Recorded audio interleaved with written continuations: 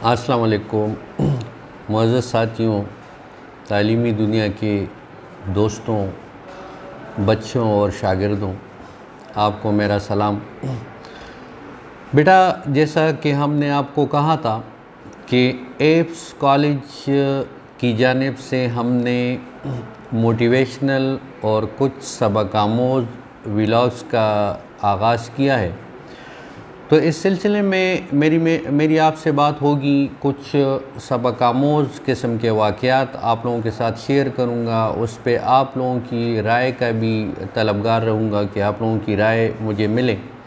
کہ یہ سلسلہ آپ لوگوں کو کیسا لگ رہا ہے۔ تو آج اس سلسلے میں آپ کے سامنے ایک کہانی رکھ رہا ہوں اور اس کہانی میں کچھ میسیجز موجود ہیں، تو ہم سب مل کے ان میسیجز پہ غور کرتے ہیں کہ بیسیکلی اس کہانی میں ہمارے لیے میسیج کیا ہے۔ کہانی کچھ یوں ہے بیٹا، امریکہ کی ایک ریاست کا واقعہ ہے۔ فلوریڈا کی ایک ریاست ہے، وہاں پہ ایک 15-16 سالہ کالج کی ابتدائی اوائل ہے، کالج کی ابتدائی، اور اس میں ایک لڑکی ہے کھیتی نام کی۔ اس کا نام کھیتی ہے، نیلے آنکھوں والی، سنہرے بالوں والی، اور جس طرح یورپ میں عام طور پہ ہمیں بچیاں نظر آتی ہیں تو اس طرح کی بڑی خوبصورت سی ایک لڑکی۔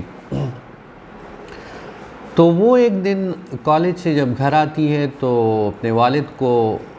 بتاتی ہے کہ بابا آج کالج میں مجھے بڑا شدید قسم کا درد اٹھا ہے میرے پیٹ کے دائیں جانب۔ تو والد کو تشویش ہوتی ہے کیونکہ جو کیفیت وہ بتا رہی ہے کہ گھنٹہ 2 گھنٹہ میں بالکل بے ہوش رہی، اور ظاہر ہے کہ والدین کو بہت زیادہ کنسرن ہوتا ہے اپنے بچوں کے ساتھ۔ تو والد اس کو ہاسپٹل لے جاتے ہیں، وہاں پہ ان کے پراپر ٹیسٹ ہوتے ہیں، کیونکہ یورپ اور امریکہ کے معیار کا آپ لوگوں کو پتہ ہے کہ وہاں پہ لوگ صحت کا کتنا خیال رکھتے ہیں۔ تو ان کے پراپر ٹیسٹ وہاں پہ ہوتے ہیں، اور ٹیسٹ کا رزلٹ جب آتا ہے تو وہ بڑا ہولناک قسم کا رزلٹ ہوتا ہے، کیونکہ رزلٹ بتاتے ہیں کہ اس لڑکی کو یعنی کھیتی کو، جس کی عمر بمشکل 16-17 سال ہے، تو اس کو بلڈ کینسر ہے، اور بلڈ کینسر بھی بالکل آخری سٹیج پہ۔ تو ظاہر ہے کہ ہم سمجھ سکتے ہیں کہ ایک 16-17 سالہ بندہ جس کی کئی خواہشات ہوتی ہیں، بہت سارے منصوبے ہوتے ہیں زندگی کے، اور زندگی کے اس سٹیج پہ جب ان کو پتہ چلتا ہے کہ یار میرے ساتھ تو یہ ہو گیا کہ اب زندگی کا کوئی بھروسہ نہیں ہے، یہ 1 مہینہ بھی ہو سکتی ہے، 2 مہینے، 3 مہینے، تو فوری طور پہ وہ لڑکی جو ہے وہ رونے لگ جاتی ہے اور ماتم کرنے لگتی ہے، زار و قطار رونے لگتی ہے۔ تو ڈاکٹر حضرات والد کو یہ مشورہ دیتے ہیں کہ اگر آپ کھیتی کو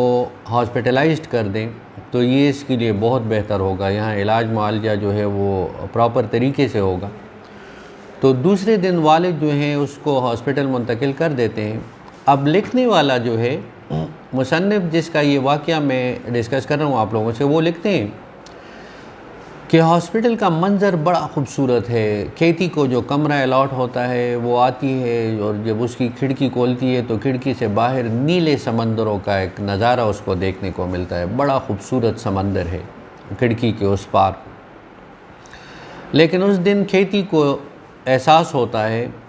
کہ انسان کی خوشی اور غمی کا بنیادی تعلق اس کے اندرونی موسم سے ہوتا ہے، اس کے داخلی موسم سے ہوتا ہے۔ اگر آپ کا داخلی موسم اچھا ہے تو بدترین جگہ بھی آپ کے لیے حسین ترین بن جاتی ہے، اور آپ کا اندرونی موسم یعنی آپ کا داخلی موسم اگر افسردہ ہے تو جنت بھی آپ پہ اثر انداز نہیں ہوتی۔ یہ انسان کی سائیکی ہے۔ تو کھیتی جو ہے وہ بڑی بیزاری سے وہ پردہ کھینچ دیتی ہے کھڑکی کا، کیونکہ منظر اس کے دل کو نہیں بھاتا، کیونکہ اندر سے وہ ٹوٹ چکی ہے، اندر سے وہ بکھر چکی ہے۔ تو اپنے بستر پہ آتی ہے، بیٹھ جاتی ہے، دوبارہ رونا شروع کر دیتی ہے، اور اس رونے کے دوران، اس ماتم کے دوران سڈنلی اس کے ذہن میں ایک خیال آتا ہے کہ کھیتی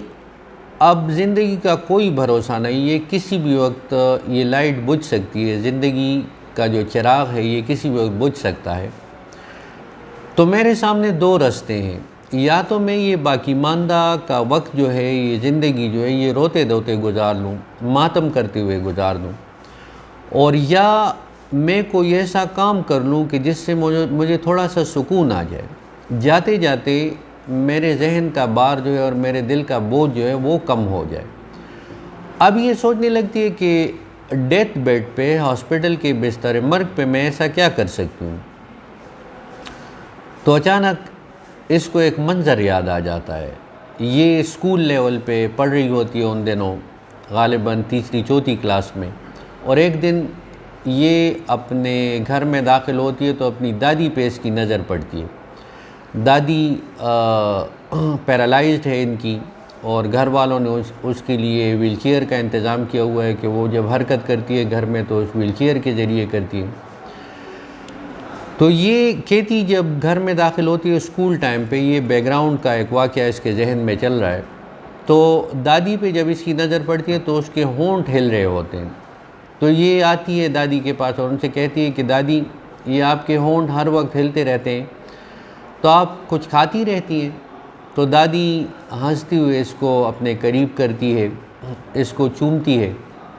اور بڑے پیار سے اس کو سامنے بٹھا کر کہتی ہے کہ کھیتی بیٹا، آج آپ سے کچھ ضروری باتیں کرنی ہیں۔ کھیتی اس کے سامنے بیٹھ جاتی ہے۔ تو دادی اس سے کہتی ہے کہ بیٹا، جس طرح ایک توانا جسم کو ایک بہترین غذا کی ضرورت ہوتی ہے، اسی طرح ایک توانا روح کو بھی غذا کی ضرورت ہوتی ہے،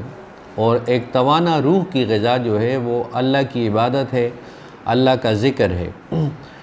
تو میں اپنے رب کو یاد کرتی رہتی ہوں ہر وقت، میں ایک وظیفہ کرتی رہتی ہوں، اور کھیتی سے کہتی ہے کہ وہ وظیفہ ہے کہ میں ہر وقت دہراتی رہتی ہوں، ورد کرتی رہتی ہوں کہ گاڈ ہیلپ می۔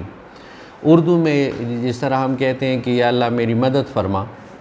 تو اس کی دادی اس کو کہتی ہے کہ میں یہ کلمہ دہراتی رہتی ہوں، یہ ورد کرتی رہتی ہوں۔